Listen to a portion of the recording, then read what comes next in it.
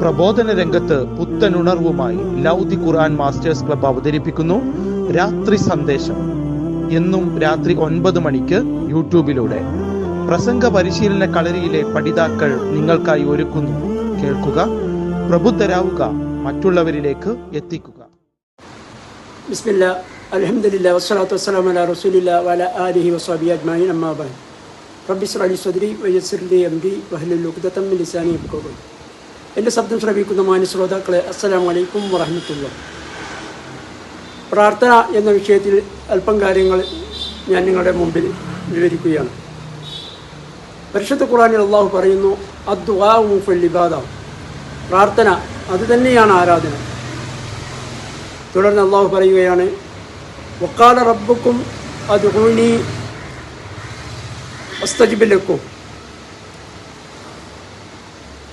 അല്ലാഹു പറയുന്നു, നിങ്ങൾ എന്നോട് ചോദിക്കുകയും ഞാൻ നിങ്ങൾക്ക് ഉത്തരം നൽകും.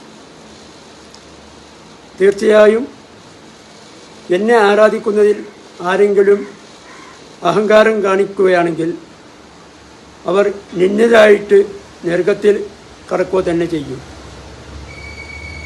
പ്രിയ സഹോദരന്മാരെ, നമ്മൾ എപ്പോഴാണ് അള്ളാഹുവിനോട് പ്രാർത്ഥിക്കുമെന്ന് ആലോചിച്ച് നോക്കുക. നമുക്ക് ആരോഗ്യവും സമ്പത്തും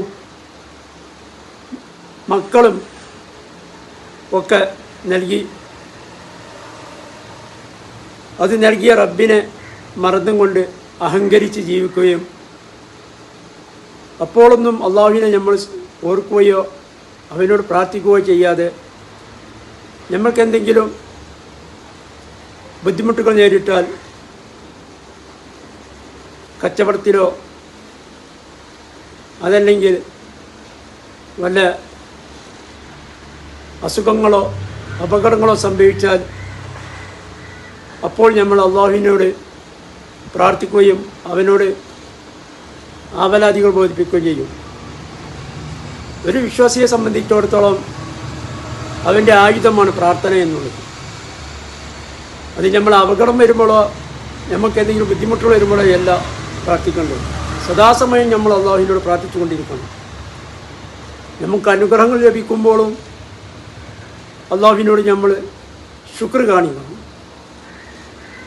അള്ളാഹു പറയുന്നു, ഫദ്കുർനി അത് കുറുക്കും, നിങ്ങൾ എന്നെ ഓർത്താൽ ഞാൻ നിങ്ങളെയും ഓർക്കുന്നതായിരിക്കും. ഈ സദാസമയം നമുക്ക് അള്ളാഹുവിനോടുള്ള ഓർമ്മയുണ്ടായിരിക്കണം.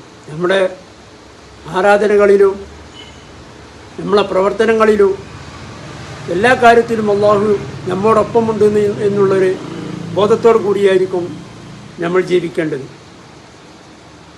അപ്പോൾ മാത്രമേ അള്ളാഹുവിൻ്റെ സഹായം നമ്മൾക്ക് ലഭിക്കുകയുള്ളൂ. അള്ളാഹുവിനോട് സഹായം ചോദിക്കാത്തവരെ അള്ളാഹുവിന് ഏറെ കോപമുണ്ടാക്കുന്നതാണ്. അള്ളാഹുവിന് ഏറ്റവും ഇഷ്ടമുള്ളത് അവനോട് പ്രാർത്ഥിക്കുന്നവരെയാണ്.